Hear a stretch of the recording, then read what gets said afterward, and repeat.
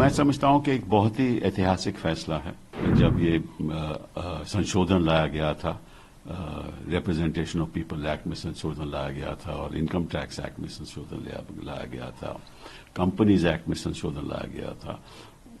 इस नजरिए से लाया गया था कि इसके द्वारा जो बड़े बड़े उद्योगपति हैं वो निश्चित रूप से पैसा भाजपा को देंगे। किसने कितना पैसा दिया और किसको कितना फायदा हुआ ये भी साफ जाहिर हो जाएगा। ये तो मैं समझता हूं कि सबसे बड़ा स्कैम है। मोदी जी हमेशा कहते रहे हैं कि कहां है स्कैम, वो बीजेपी के खिलाफ, तो ये साबित हो गया। मैं समझता हूं कि एक बहुत ही ऐतिहासिक फैसला है। आपको याद होगा कि जब ये संशोधन लाया गया था, रिप्रेजेंटेशन ऑफ पीपल एक्ट में संशोधन लाया गया था और इनकम टैक्स एक्ट में संशोधन लाया गया था, कंपनीज एक्ट में संशोधन लाया गया था।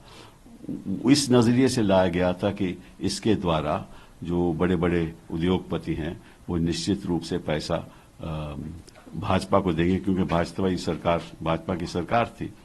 तो ये मेरे दोस्त लेट अरुण जेटली जी का ब्रेन चाइल्ड था और इसका नाम रखा था इलेक्टोरल बॉन्ड स्कीम। तो इसका इलेक्शन क्यों लेना देना नहीं है? क्यों नहीं लेना देना? क्योंकि इलेक्शन में तो हर कैंडिडेट को 95 लाख से ज्यादा तो खर्च कर नहीं सकता, ठीक है ना। और जो एमएलए है वो 45 लाख से ज्यादा नहीं कर सकता, वो भी वाइट में खर्च करेगा। तो ये तो सारा वाइट का पैसा था, तो ये तो वहां जा ही नहीं सकता। तो ये तो इलेक्शन से कुछ ताल्लुक ही नहीं है इसका।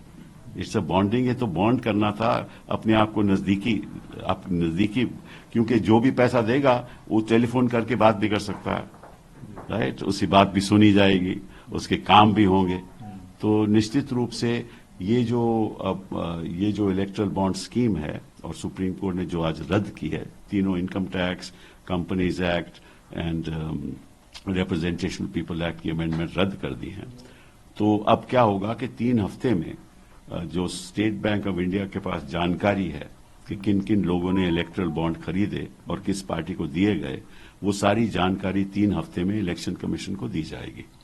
और 1 हफ्ते के बाद उसके 1 हफ्ते के बाद ये इलेक्शन कमीशन अपनी वेबसाइट पे उसको रखेगी, ताकि जनता को, आम सिटीजन्स को पता चल जाए किसने कितना पैसा दिया। साथ में एक और भी अभियान शुरू हो जाएगा कि किसने कितना पैसा दिया और किसको कितना फायदा हुआ, ये भी साफ जाहिर हो जाएगा। क्योंकि जिन लोगों ने पैसा दिया उनके प्रति सरकार ने फायदा भी दिया होता है। ऐसा तो है नहीं कि पैसा लेकर कोई फायदा नहीं करता। तो यही सुप्रीम कोर्ट ने भी कहा है कि इसके पीछे तो क्विड प्रो क्वो हो सकता है। सुप्रीम कोर्ट ये नहीं कहा कि है, हो सकता है, और वो पता चल जाएगा। तो मैं समझता हूं कि बहुत ऐतिहासिक फैसला है और मैं सब राजनीतिक दलों से आग्रह करूंगा कि इसको एक राष्ट्रीय अभियान, राष्ट्रीय मूवमेंट के द्वारा इलेक्शन में बताया जाए देश की जनता को कि किस तरीके से बीजेपी ने। ये तो मैं समझता हूं कि सबसे बड़ा स्कैम है। मोदी जी हमेशा कहते रहे हैं कि कहां है स्कैम, वो बीजेपी के खिलाफ, तो ये साबित हो गया।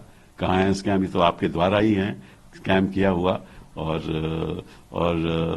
ये एक राष्ट्रीय मूवमेंट बनना चाहिए और सभी राजनीतिक दलों में इसमें शामिल होना चाहिए।